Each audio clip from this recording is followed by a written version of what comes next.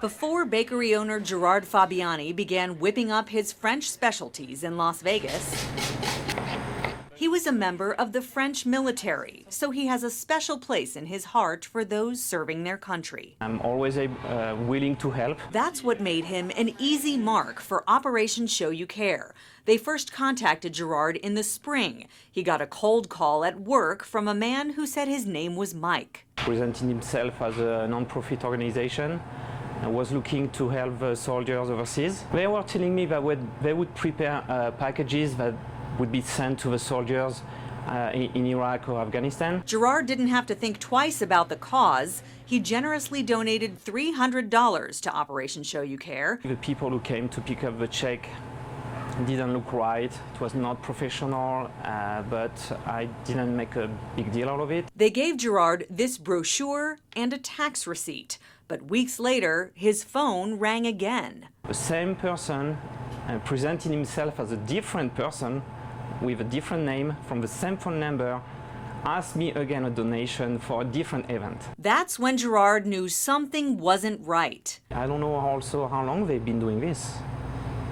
But you think they should be held accountable for their actions? Absolutely. In Touch Insurance thinks so too. This local business near Buffalo and Vegas also got a call from Operation Show You Care soliciting donations. They gave $50 in the spring and got the same tax receipt. But there's a big problem with the receipts. According to the IRS, Operation Show You Care isn't recognized as a nonprofit, and the tax ID they give is bogus. It's one digit too many.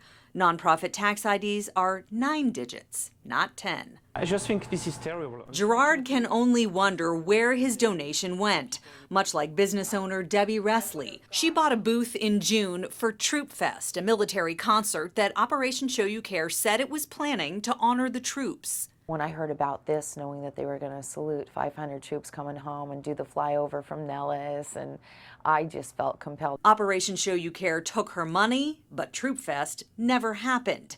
And the folks from Operation Show You Care still have money from Debbie and several other vendors. Have you refunded her? Her, I have not yet, no. Action News sat down with Operation Show You Care founders Greg and Jody Goodnight for our first story in September. Back then, Greg promised, I'm going to get her paid next week. A month later, Debbie is still waiting to get her $350 back, and we found donations of another kind were coming in to Operation Show You Care.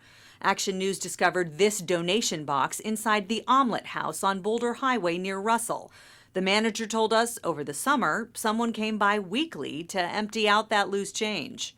There was another donation box inside this Denny's on Warm Springs near Stephanie, but after seeing our original stories, the manager took it off the counter, fearing her patrons were getting scammed. We tried to get to the bottom of where the donations are going. Can you tell me why you were soliciting money for this organization? We called Mike Scott, whose name is on the tax receipt Gerard and other businesses got. Why don't you want to answer any questions? I'm calling you to try to get some answers. What about the people who you guys took money from? He hung up, so we called Greg Goodnight. Hey Greg, it's Darcy Spears at Channel 13. That call did not last long. He told us to call his attorney, but never gave us a name. Hello?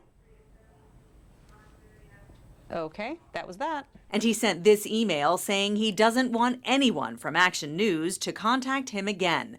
We even went by their new office, located just a quick walk away from their old one on Sahara near Maryland. The front office is empty except for it looks like there's some, like, a folding table. Many still wonder if Troop Fest will ever take place. But back in that September interview, Greg assured us it will. If I have to, I'll take it to California. If that happens, it probably won't be in Riverside, California. Action News uncovered an active arrest warrant out there for Greg Goodnight. Court records show Goodnight took a car without consent back in August of 2004. A warrant was issued in August 2007. Riverside Police Department tells us their officers are now working with Metro Police to track him down. The IRS's Criminal Investigation Division is looking into the questions raised by that tax ID number. They, too, are now looking into Operation Show You Care. And many of the businesses we've talked to are now filing complaints with the Attorney General's office and Metro. We'll keep in touch with police to see if they ever track Goodnight down. Darcy Spears, Channel 13, Action News.